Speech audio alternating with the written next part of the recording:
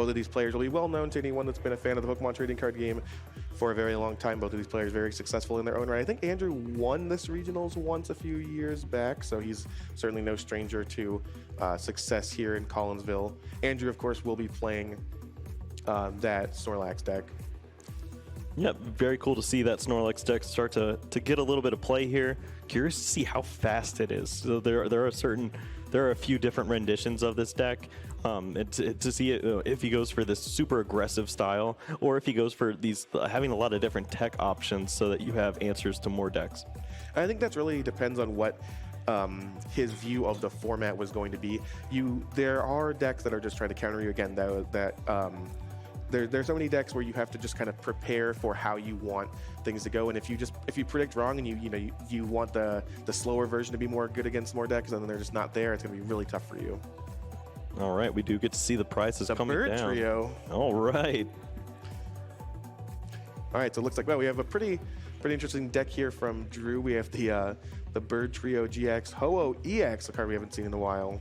Yep, that rebirth ability is something that a lot of players used to use years ago, and he is going to get some play out of it here in Expanded right now. And we are off here. Round 6 here from Collinsville, Illinois. Andrew Mahone versus Drew Cate. Battle of former regional champions, battle of some of the best players in the game. Let's see what Andrew can put together here as he is going first. Again, no supporter. We do get to see, oh, look at this already, Andrew trying to work his way down so he can draw some cards. Going to go ahead and use a field blower on his own sky field, trying to get anything moving, and doesn't have it. Doesn't have an energy, doesn't really have much. That Shaman kind of play is very indicative that his hand is not where he wants to be, at least here on the first turn, and he just has to pass it back.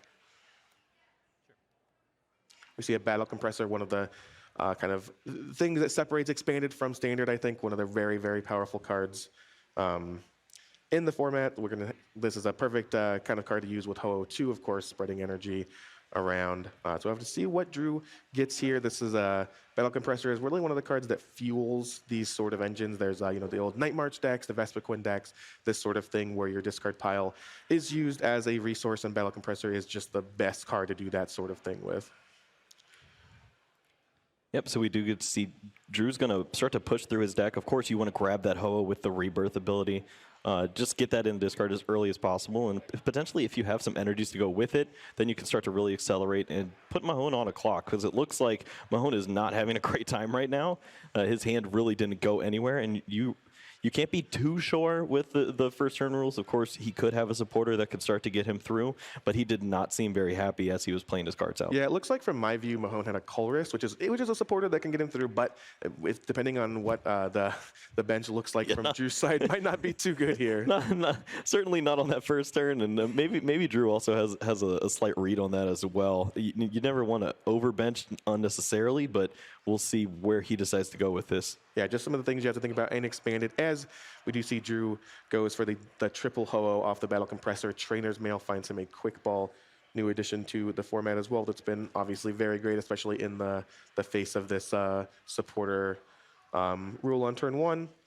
We see Ninja Boy is hitting the discard pile. See what this Quick Ball gets. Haven't really seen this sort of deck. So I'm not sure exactly what it is entirely made up of, besides, of course, the Bird Trio and the Ho-Oh interaction. Yep, so we do see that Victini has that V beatdown. So, of course, you can get a little more extra damage going along with the basic Pokemon in play. So we could see a similar strategy to the Snorlax, just focused on a lighter Pokemon, a Pokemon that only gives up one prize card. I do think that's going to be something that we'll see throughout the tournament here, is the 1 versus 2 versus sometimes even 3 prize race, and how that really affects things. We see a Skyfield and then a big Shaman for 4. Oh, man, well, look at that. Off of the Shaman there, he found Ultra Ball and multiple energy. That's exactly what Drew wants to find, so that he can start to get his Ho-Ohs active with that ability, and he can also start to burn through. It looks like, yeah, he's going to go ahead and check his discard right there. He's like, all right, how close am I already? I've already got 2 energies, 3 Ho-Ohs, so I've got pretty good odds of accelerating some energies this turn. Yeah, just immediately slams down the Ultra Ball. You want those energies in the discard pile. You want those different types as well. Just an incredible start. And it looks like Drew is going to be pretty aggressive here as far as drawing cards goes. You see he quick balled for that. Dene has the Shaman in hand, getting another one off of this Ultra Ball, and is just kind of this is very reminiscent of like the old Mega Rayquaza decks. I said the Snorlax deck was, but this start from Drew has just been so aggressive. Yeah, Drew's saying, hey, this is what your deck should do. I'm going to show you what's going on. Another 3 cards, including another Battle Compressor. Yeah, he found another Battle Compressor, and it looks like another Shaman EX too. So we'll be able to get exactly the amount of energies he wants in the discard pile, if not more. If he wants to get multiple Ho-Oh out, we'll see really what the strategy is for him, and then he can maybe start to thin down a little bit more in this hand so that he can use another Shaman. We'll see just how committed he is to this opening turn. The other thing to think about is we saw that Andrew did have that weak opening hand, but had the Colorist, and it looks like Drew will be playing into the Colorist, trying to execute his strategy. So Andrew is kind of under the gun here a little bit, but that Colorist should bring things back right where he wants to be. Right. It just depends on if he needed to get anything going specifically on that opening first turn, maybe an energy attachment on a relevant Pokemon. It really did seem like Mahone felt like this wasn't going to work out for him the way that he went so aggressive to draw some cards. Yeah, absolutely. We do see Battle Compressor just putting more energy. I think there's that third type now. I think there's a Fire Water in the discard pile already, so that Electric is getting added. So those are the types that he needs. So now he has 3 Ho-Oh in the discard pile. He has the energy he could want. It might just become up to Rebirth flips now. All right, well, you can't get that unlucky, can you? Nope. Immediately gets the flip. Ho-Oh EX comes onto the bench, and now 3 different types of energy from the discard pile attached. Talk about some acceleration. That's exactly where he wants to be. Gets to attach 1 from hand as well. That's right. Now we get to see that Ninja Boy coming into play. Okay, here we go. There we go. Oh my goodness! Are you kidding me? That's just the game. He just Andrew takes gives the him whole the thumbs game. up and scoops it up. Oh man, yes. He of course gets to use that GX attack and do 110 damage to 3 different Pokemon. Boom, boom, boom. They're all off the board. Let's go to game 2. Yep, Andrew Mahone left with no Pokemon, cannot legally play the game, and that's the power of not only the expanded format, cards like Battle Compressor, how many powerful cards there are in the format, but also how the turn 1 rule has changed things. Right, in a different world, maybe Andrew just kind of goes for the Guzma for 3 or 4, whatever he can get, puts things together. But Drew just decimated the board there, and that took a lot of Battle Compressors. He was fortunate in getting those different energy types off the Shaman. But wow, that was an impressive showing from the Ho-Oh Bird Trio deck. Yeah, I'm curious maybe if Andrew was able to get 1 more Pokemon, what would have happened afterwards? Because Andrew did seem to have a good amount of energies that he could have, or a good amount of cards he could have gotten off the Colress if he were to happen to draw a good chain of cards and then maybe start to make a big comeback. How much late game does this deck have for Drew? Because it seems like it's really focused on that opening turn. Right, and there comes a point where, after you've used your GX attack, if it doesn't just outright win you the game, maybe you took some prizes, maybe you didn't, but then you move in and I just don't know if Ho-Oh EX can really clean up, especially the big 340 HP Pokemon like Snorlax VMAX before Andrew can, kind of execute the strategy. So it remains to be seen whether this is the sort of thing that Drew can pull off consistently. But he definitely got it once, and maybe he can sneak it in again and win the round. Yeah, we'll really just have to see. Of course, not the game that Andrew wanted to have to start off the round, but the good news for him is that only took 4 minutes.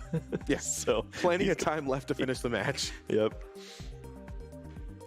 So I think for things to go differently for Andrew here, he's just going to need to actually have a playable hand, maybe get some energy on the board, set things up for the future, which he did not even get to play a second turn, of course, in that match. So things couldn't have really gone a whole lot worse. And for Drew, we didn't even see him have to play the Dedenne in his hand, so he can go deeper than that. But he had the win, so he just went for it. Yeah, exactly. All right, checking out both players' prizes here. Triple Acceleration and the Snorlax VMAX from Andrew. A couple Ultra Balls, a couple Search cards from Drew. All right, Andrew going first again. All right, get some Pokemon this time, man. Let's see it. Immediately going to go ahead and throw down 2 extra Pokemon on the bench and has to pass. Now, we're going to see another explosive turn from Drew here. This does so much remind me of just old Expanded with all of these, Shamans and Trainers Males and just so much of it, these explosive starts. Not starting with a Battle Compressor here immediately, so Drew's start might be a little bit slower than we're used to based on that single game. But we are going to see an Ultra Ball, which can start training into those Dedenes, those Shamans, etc. So really starts here. Yep, and of course, we will not see a similar strategy as game one. Maybe he decides to go and do some spread, but that Snorlax V does have a lot more hit points, 220. So it's going to be a little more difficult for Drew to get through this big guy. Yeah, not going to just be able to straight up knock it out, which again brings us back to the conversation we were having a couple minutes ago. How does Drew's deck function past, the first, the second, the third turn of the game? Is it something where he can put enough pressure, disrupt his opponent enough with those early knockouts that Ko can carry him the rest of the way, or does he need more help? Yeah, we do see some of those specialty items in Drew's hand. He does have that target whistle, so of course you can see the strategy starting to line up. You're playing against a Shaman deck, you can go ahead and just take them all down with the bird trio, take all your prize cards and win the game there. But does that mean that he maybe wants to hold on to that for a later turn? We'll really just have to see. Looks like Ultra Ball finds Dedenne here, so Drew not liking his hand as it stands. Trainer's Mail going to find a Battle Compressor. It's almost the best thing you can find with a Ho-Oh deck. Essentially. So Battle Compressor is going to happen now, and this is just, I would just imagine we're going to see a lot of the same exact strategy sort of executed, where it's just, I want my Ho-Ohs in the discard pile, I want energy in the discard pile, and I want to be able to make big early attacks. Yeah, I like the strategy of going ahead and throwing away all the Ho-Oh first, especially if you don't have the second Battle Compressor ready to go. Just because if you find energy cards, it's a lot easier to use them to some sort of effect than it is to just draw a Ho-Oh. You'd have to then find a way to discard it, and it gets a little more awkward. Yeah, it has to feel really bad to just draw a Ho naturally in this deck. So all of them are going straight to the discard pile there. Floatstone up the Shaman just so he can move when it wants to, and here's a Dedenne. Yep, looks like he did lose one of those Ninja Boy, but of course has VS Seeker, so we'll be able to find that later on if he needs to. It's a good place to have at least one in the discard pile, but don't want to lose all of them too early. It looks like Trainer's Mail here does not hit something immediately useful, so now Drew might have to think about what he wants to do, what he wants to take, if anything.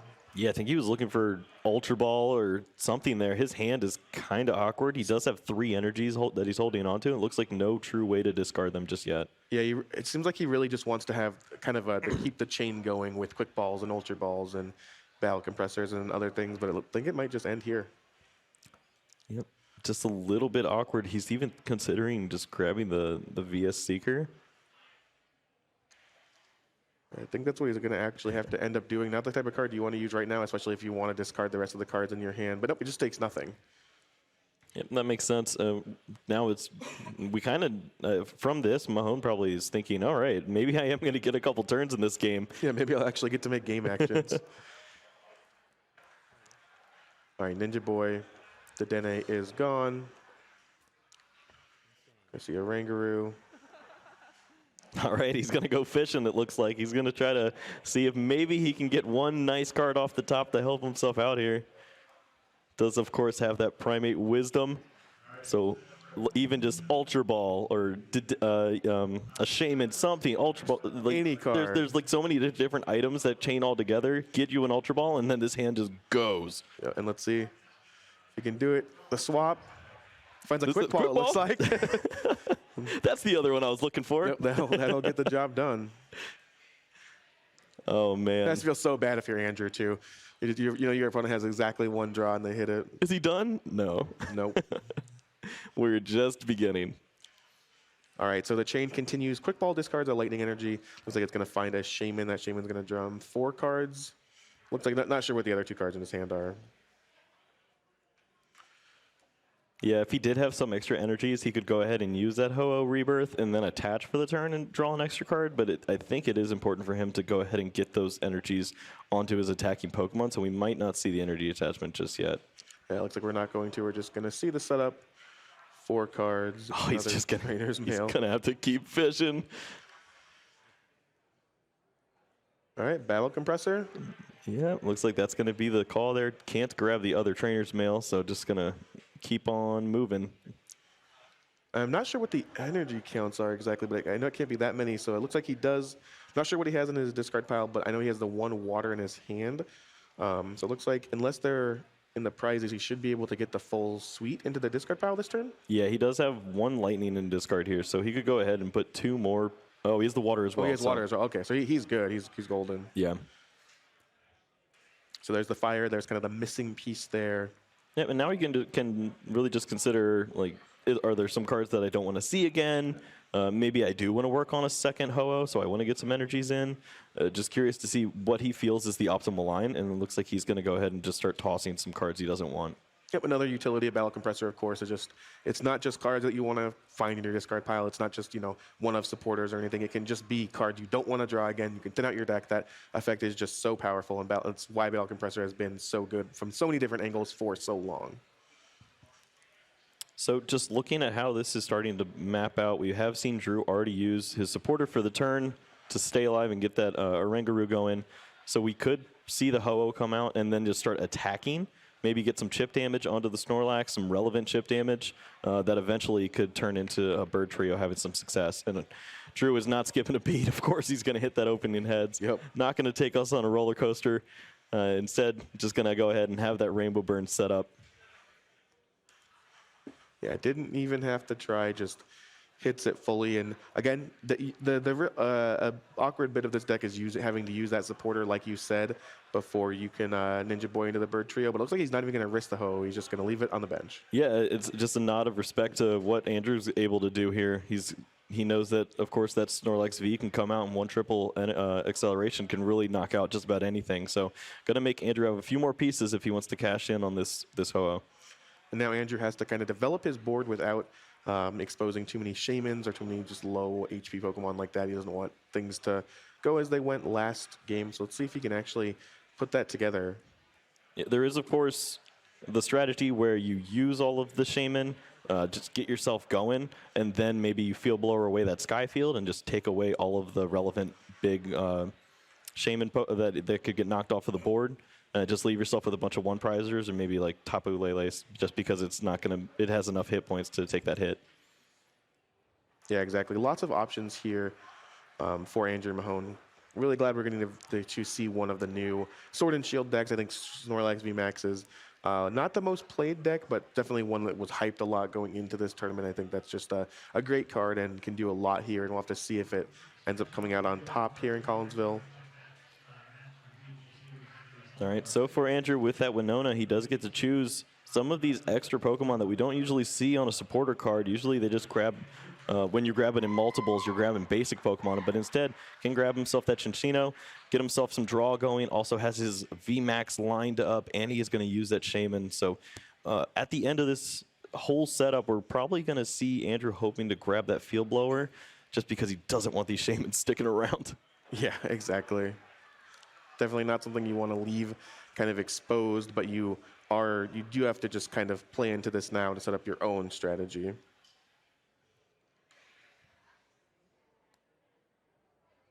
All right, so he's going to continue to push on this board. Now at 6, can keep going a little further with a quick ball too. Of course, it gets scary if you start overbenching here with the Shamans if you don't already have a strategy lined up. But of course, can use that Dedenne, has the hit points to be able to withstand the Bird Trio and continue to push him through his deck. So it looks like that's a pretty good choice there. Yeah, well, the one Shaman is obviously not exactly where you want to be, but is okay. But yeah, you definitely have to be careful not to bench too many more. And there's a Dedenne. All right, still haven't seen energy. Oh, the last card there. The last card was the triple acceleration. It was getting scary. Andrew taking us on a number count, giving us up to 7.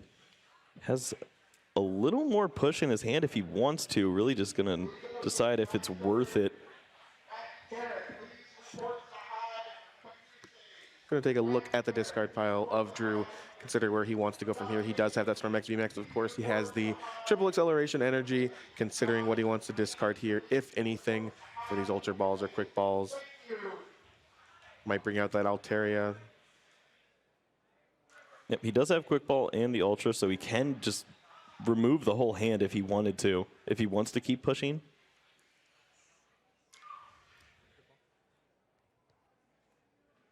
looks like he is going to start things off with a quick ball. So he wants to go a little bit further at least. What do you think he's trying to really draw to here? What do you think is changing? Well, I saw the execute, and that's a good strategy. Always just to get that in the discard pile whenever. But right now, Andrew has that energy lined up to be able to do something relevant this turn, but maybe he needs to find something for next turn. So he could be trying to give himself a good hand to work with, or maybe he just wants to hold on to a supporter so that he has something to keep going, because we could see some of his helpful Pokemon start to get removed off the board next turn. And it looks like Andrew considering playing an Ultra Ball or something, but it looks like he's just going to go ahead and shuffle his deck. Note to his opponent he's going to make some actions before then.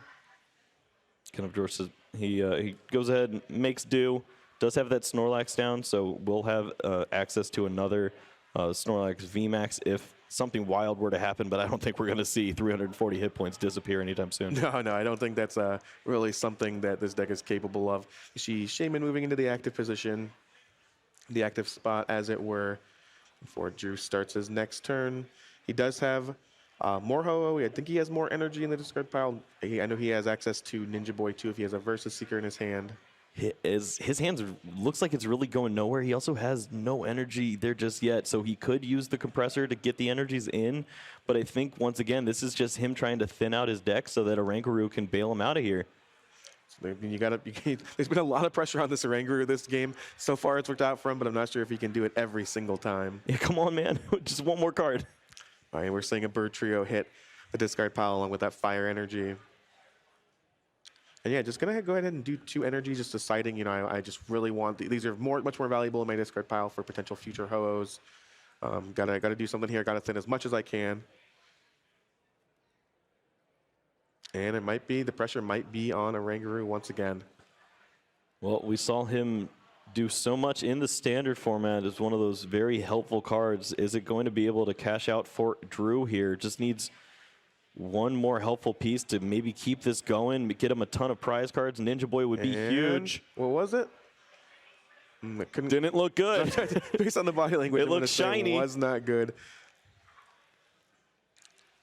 Yeah, I think it could be a Bird Trio. I think it's just a Bird Trio. He's just going to go ahead and concede immediately. So game 2 lasting a little bit longer than game 1 did, but Andrew Mahone tying things up here. And that's kind of, we asked how good the Drew's late game was going to be. I didn't expect the late game to be, turn 2 or 3, but I proved that, maybe without that big explosive start, maybe without the right string of cards, he can't really put things together in the same way. Yeah, I feel like Drew's strategy is just try to take 4 prize cards on that big opener, and then you can maybe get something going with Target Whistle and a Guzma and take that last knockout on a Shaman for the 6th prize. But anything outside of that is kind of awkward. He really doesn't have an answer to one big Snorlax, and we saw even he didn't feel like risking that Ho-Oh there, which could have got some chip damage onto the Snorlax. Just says, that's not my strategy. I can't get through this guy. I need to pick things off the bench. Yeah, it does not matter. Ho-Oh is not doing a relevant amount of damage that would change my clock at all. So Drew's deck seems to be very focused on one thing, and if that one thing doesn't work out in the early turns, or that one thing is just not good against your opponent's strategy, I'm not sure how far Drew can actually go here. But we did show in game 1 that there's certain hands Andrew can draw. There's certain combination of cards that can be on the board that can be very beneficial for Drew. So this matchup seems like it really comes down to the development in the opening turn of the game. That is literally just the first turn, maybe the second one, and how and from there you'd be able to predict the winner so many times just based off of what the first development of the few turns was like for each player. Yeah, if I see Minchino in a Ponyta, I'm probably just going to hand the trophy over to Drew at this point, because he can beat those all day. But when Andrew does get that set up, if on that first turn he does have access to maybe some quick balls or something to get him moving through, finding big Pokemon, I feel like he does have a slight advantage in this matchup. Yeah, so seeing a lot of both the Andrew's deck, the new Sword and Shield Pokemon, the Bird Trio, not from Sword and Shield, but again, a newer release here. Hasn't seen a lot of play really. Right. So really interesting to see how much the expanded format has changed and developed from Dallas here into Collinsville. And we're gonna go to what is definitely gonna be a pretty exciting game 3. Yeah, pretty excited to get down to the last bit here. See what these hands have for us. Does Andrew have enough Pokemon to keep himself in the game in this final game 3 here? Might end up only being exciting for one player, but it's going to be exciting for all of us at home. We're going to love it. There's a 1-1 Snorlax line prized for Andrew. To see one Shaman, double water, and he does only play 3, so maybe could have a little bit of troubles finding that last one, but of course, Battle Compressor is a pretty good friend to have. All right, so Andrew up first has that Snorlax V, drops the Sudowoodo, and again, doesn't seem like he has really anything going on. So he's going to consider what he can do here. Can Shaman for 1.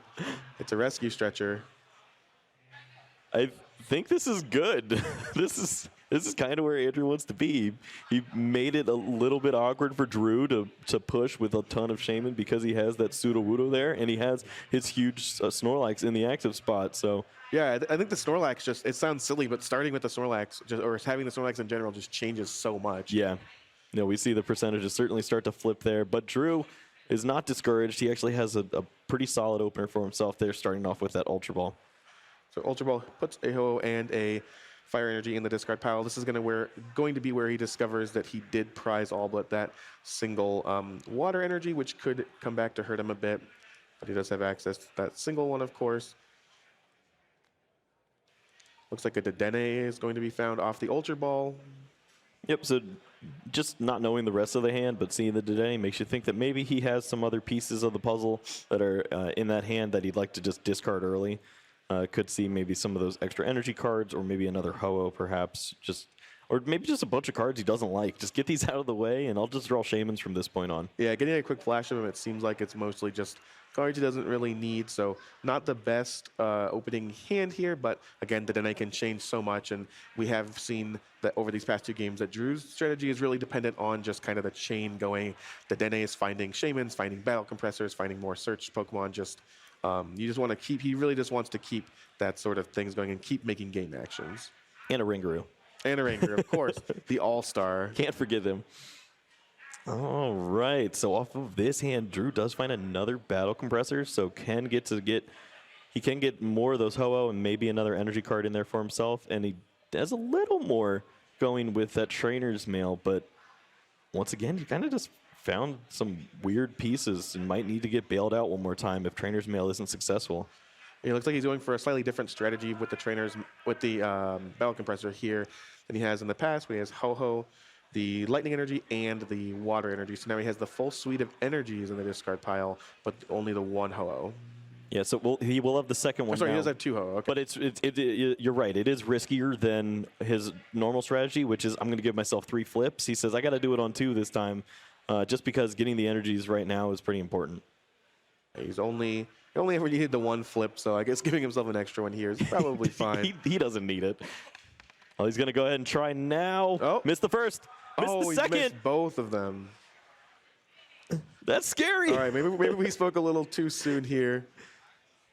We didn't call it out yet for him. We didn't curse it for him yet. That's true. All right, the Ultra Ball was found, so he does have a little more push here. Can thin out this hand, grab another Shaman, and start to go. Does have a Float Stone too, so really could get this hand low if he wants to. Looks like Ultra Ball is what he's going to take. Just now deciding how to discard. Does he have the Ninja Boy in the discard? It looks like he does, so he could just hold that VS Seeker and draw himself 5 cards. And I think that's what he's lining up for here. Yep, after some decision, it looks like that's what's going to happen. Bird Trio hitting the discard pile, just saying, okay, I need to keep this Versus Seeker. Yeah, it would have been so helpful for Drew if he were to hit one of those flips, because he could have went ahead and used the Ninja Boy, got the Pokemon that he wanted, doesn't have to see it potentially drawn off of the Shaman here, which could be awkward. So missing those flips could end up coming up pretty crucial, even if Drew were to find the other Ho-Oh and flip it correctly. Just the ordering that this is going down in could really hurt him here. Oh, absolutely. I mean, that's one of the risks. We didn't see it come up in game 1 or 2, but the Ho does require a flip. It is a risk of just not happening. Looks like he found Ultra Ball, so he does have a little more. I think I've said this before. The chain keeps going. We've been here once or twice. Has an additional energy, but he needs to find back-to-back discards so he can get the Ho-Oh in there, or to find the Battle Compressor. Maybe if like the Ultra Ball was paired with a Quick Ball, and then he'd be able to just push through. Maybe you use a Rangaroo first and try to just find the discarding effect or something, you know? Yeah, it's really missing those Ho-Oh flips was just so awkward, and the way that these hands have turned out has made things really awkward. Here's an Ultra Ball getting rid of a Shaman and a Ninja Boy. It looked like finding yet another Shaman. And he's also running out of bench space too, so he is limited here. You're really gonna have to find it off of this last Shaman. Yeah, this is really the only thing he can really bench that will allow him to then Ho-Oh, then Bertriand and do anything.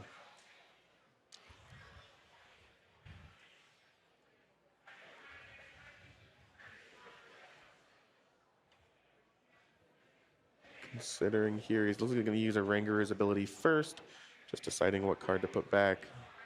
Well, being that he's already detonated, probably makes sense to go ahead and put that back over. Does draw a Skyfield, so he does have another card he can play to power up the Shaman. All right, so here he'd love to find that Battle Compressor. He does find it. All right. He does find the Battle Compressor. Not a whole lot of other playable cards, though.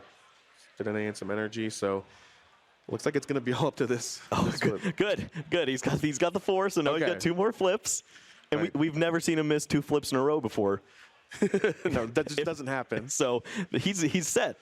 This is easy. All right. Well, it's going to come down to this. The chain linked together, maybe not in the exact most optimal way, but he did put it all together. Energy's in the discard pile, Ho's in the discard pile. He has access to the Ninja Boy. Here comes the 3rd Rebirth flip of the turn. Off screen for us. Oh, no. Tails. Last one? Okay. Okay. All right. It took all 4, but Drew got there. Ho comes back into play. Just imagine missing all 4. That'd be terrifying. So I expect we just see another auto scoop like we saw. There's the energy from hand versus Seeker for Ninja Boy. All right, we do see Ninja Boy coming down. That means we're going to see the Bird Trio, the Moltres, Zapdos, Articuno in play. 4 energies, and Drew is lining up some knockouts. Andrew going ahead and going to take another read of it just to make sure, I know it said end the game in game 1, but let's just actually see what it says. Yeah. I just went along with it the first time. All right, looks like all plays have been made. Going to see a big attack here. All right, yeah, he is going to go ahead and use his GX attack. Sky Legends can go ahead and take 3 prize cards, and we will start to see Drew going with that alternate strategy from here on out. I think it's going to be tough to take a VMAX knockout here, so maybe he is going to have to start to target down some other things, use those Guzmas efficiently, and steal the last 3 prizes. Colorus was the draw for Andrew Mahone here as he attempts to rebuild. Looks like Rescue Stretcher finds Sudowoodo. Well, Sudowoodo is a good card for him to have here. It does limit Drew a lot in that he doesn't really get to push through his deck at any point and get his Pokemon into play, so that can be pretty beneficial for him just to lock him in if he doesn't take a knockout here. Really just depends how the rest of this works for Andrew. This is also pretty scary to be using a Colress for 4 cards. And never what you want to see from Andrew. So these next 4 cards are really going to be make or break for him. He's already in a position where he's behind on prizes, behind on board, but kind of has this Snorlax VMAX that we're not sure if Drew's deck can really break through. But with going down to just 4 cards, I mean, a bad hand here could spell the end of the game. Yeah. This is pretty terrifying for Andrew. Would love to see him chain together some of those Shaman, like he's seen his opponent do so often. Really just going to need to find the cards here. Does find Quick Ball, so it's going to be able to keep this going for him. But the rest of it is not good. There's already a Skyfield in play, and he can't use Colress again. So we do see Quick Ball come down, the only real playable card in Andrew's hand. Just taking a peek over at Drew's hand as well. He looks like he doesn't have much to combat this. So maybe Andrew will have a few turns to sneak his way out of here, but it's going to be pretty scary, especially with that damage already on your Snorlax. Yeah, between the energy going on to the bird trio and then they're getting shuffled back in. It does seem like sort of Drew has this one big explosive turn, and then we'll probably need another turn to rebuild. Yeah. Especially with lacking the exact types of energy he needed. All right, and so Andrew keeping things going here. Quick ball finds a Dedenne. Skyfield already in play. Colors, of course, Supporter has already been used. 6 fresh cards. Does find himself an energy, but oh man, I don't see anything else. No, I don't see either. Just a bunch of supporters he can't really play. Does have that Minccino, so he will have access to maybe some draw in the following turns. Maybe just tries to limit his opponent here. Yeah, using that field blower to take away the retreat for Drew. Could buy himself an extra turn, but oh, passing with this Snorlax active.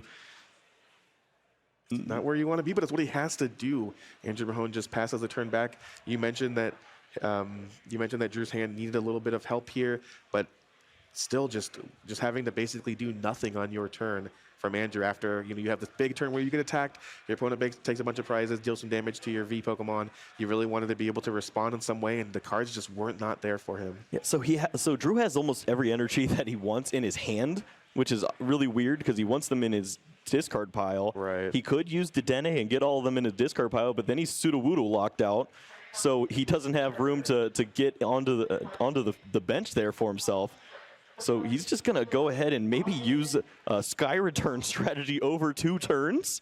I guess that's what he's planning to do. He does a Oranguru and find the Ho to discard though off the Oranguru. Easy. Easy game. Well, Drew does find himself that target whistle, so that strategy of stealing some knockouts is there for him, but I don't think he has the pieces just yet. It does look like it's going to take 2 or 3 turns to really start rolling here. Yep, here's another Trainer's Mail, just digging a little bit deeper into his deck is Drew. Considering taking the quick ball there. Again, benches locked full at this point. Yeah, we also saw 2 of those floatstone fall on the previous turn, and Drew does only have 3, so access to 1 more for the rest of the game. And we could see retreat being a pretty relevant thing here, as it really is just an extra turn every time for Andrew. But Drew does have a little bit of time though, right? He'll pass here. Andrew can take a knockout, and then maybe Drew can try to set things up for the next turn. But that target whistle and the Shaman, that will be the game. I'm not sure exactly, what the contents of his hand and discard pile will work out to if that can actually happen. But I mean, it could be as early as next turn that Drew just sweeps the rest of the prizes. He is just forced to pass here. It looks like Versus Seeker was the draw for Andrew Mahone. Does have that Winona, so can get himself that Cinccino along with a few other helpful pieces. Can, of course, find his evolution, that VMAX. Just being able to search for whatever he really needs here, just like you said. Snorlax, Cinccino. Gonna go ahead and take some time to reference the hand to see exactly what he'll need here. Ditto Prism Star is the answer.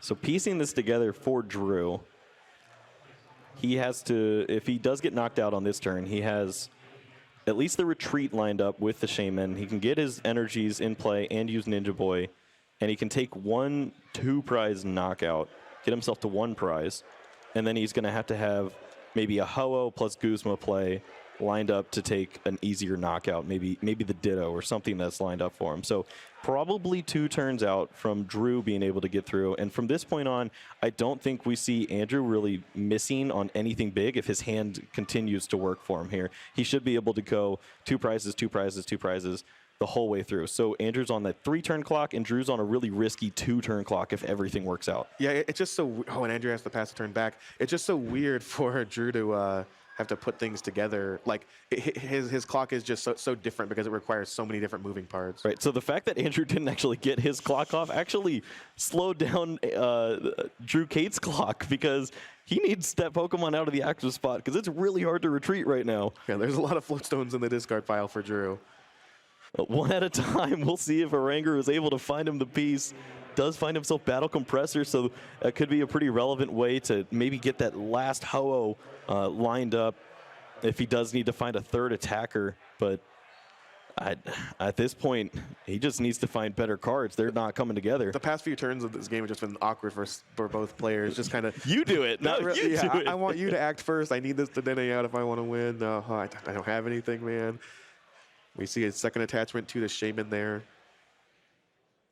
Yeah, coming into this event, if you told me that someone was going to manually attach twice to do 30, I was just, well, that guy probably lost. But Drew does have a pretty great strategy here just to give himself that extra bench space, get himself out of this weird spot. It could actually end up working out for him.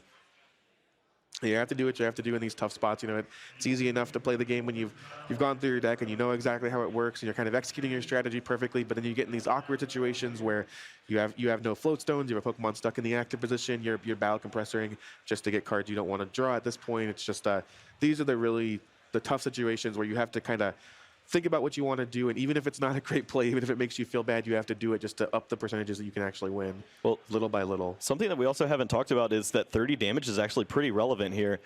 If Drew decided to go for a Snorlax VMAX knockout, if this were the Pokemon that Andrew decided to commit to, then maybe he does get to that magical 340 just because he has a 210 damage attack in combination with that extra 30 would just be just enough to get him over the hump. It looks like another triple acceleration was the draw for Andrew, controlling the discard pile. Looks like his has pretty positive body language here. He does have the Versus Seeker in hand. Yep, so he does have access to that AZ. Could remove that Snorlax from play if he wanted to.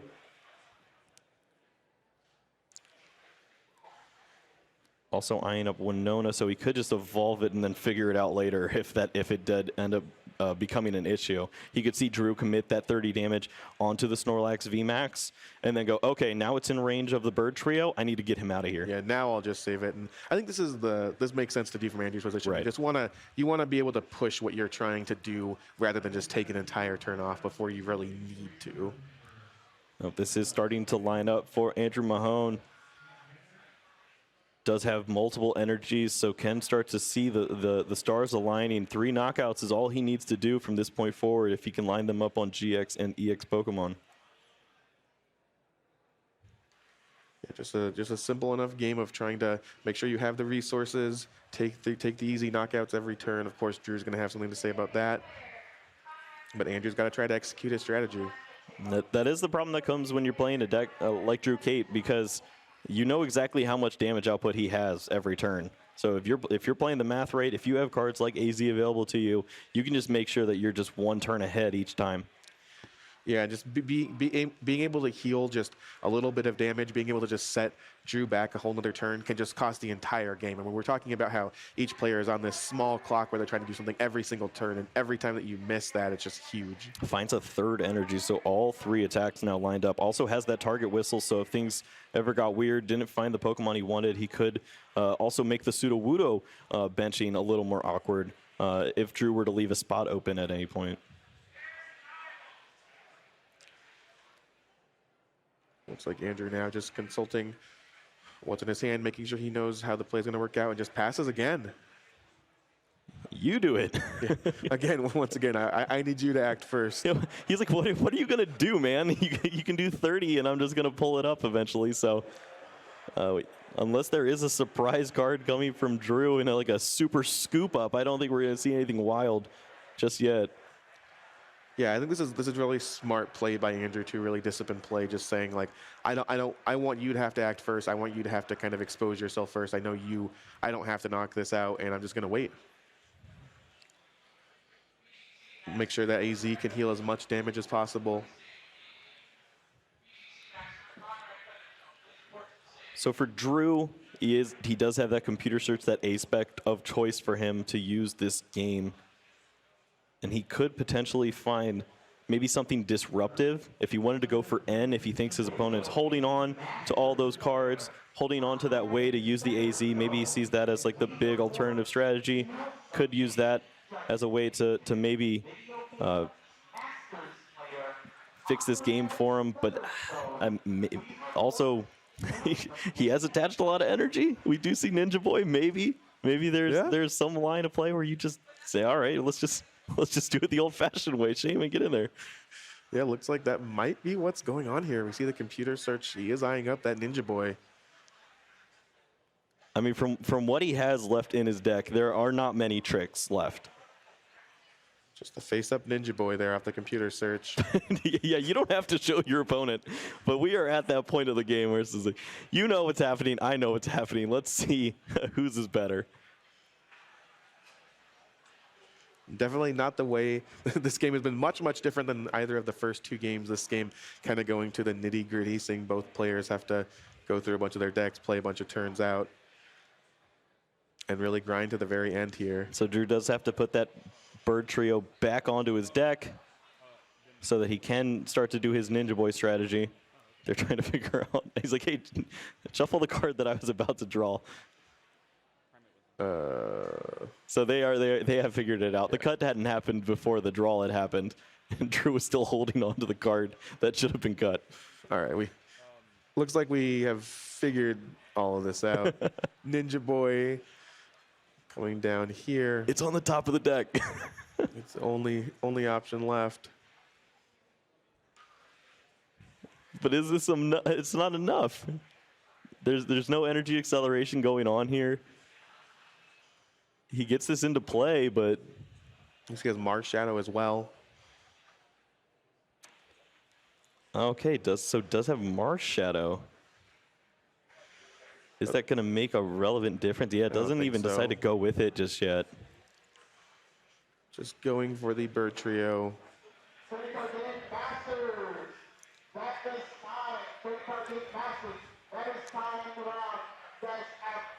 Another attachment there. And just has to pass again. This is the slowest expanded I've ever seen.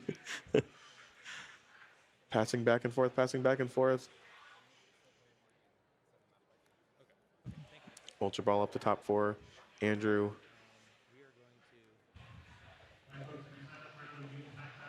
All right, so Andrew does really need to start doing something at this point if he wants to come out with a win. He is getting close on time. Looks like he is eyeing up Guzma here. So maybe Drew going a little too early. Yeah, Andrew just making sure he has the Guzma here. There's a Snorlax VMAX. Andrew definitely moving quickly, just trying to, looks like he knows what he wants to do, and now is the turn to go for it. Yep, that 7th Pokemon hits the bench, does find that Guzma here. Looks like he will be targeting that bird trio. Does Drew have enough to come back from this point? We've seen a lot of Ninja Boy hitting the discard pile, seeing play. Drew also has very limited cards in hand and ways to draw out of this. His bench space is limited too, so everything's starting to turn over to Mahone now. And Andrew, very disciplined in his play. Andrew Mahone, of course, very disciplined in his play, just waiting for the right moment to kind of piece things together here. There is the Guzma. Looks like he's just doing some quick math. There's the Guzma, the fully healed Snorlax V Max coming into the active position.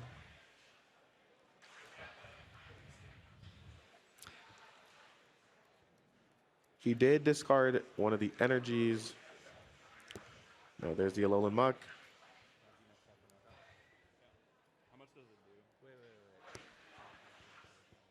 Just players just. So yeah, I was counting and I'm like, wait a second, are we there yet? We have 60 plus 30 coming down. Oh wow! And like he did not get there. He needed one more Pokemon. He's going to do 270 damage. Wow, Andrew Mahone just maybe playing a little bit too quickly. Did not count up all of the damage correctly. And wow, you can tell. You can tell he's just devastated. Wow. I don't know if he had access to even like an execute in his discard pile. He was saying, "I had the propagate right there." Oh yeah, he says he had the Pokemon. He just discarded it when he didn't want to. He could have played around that. Wow. Yeah. He just He can't do. Yeah, let's make sure we're all following the rules. Hold up now, come on. I know there's a lot going on here.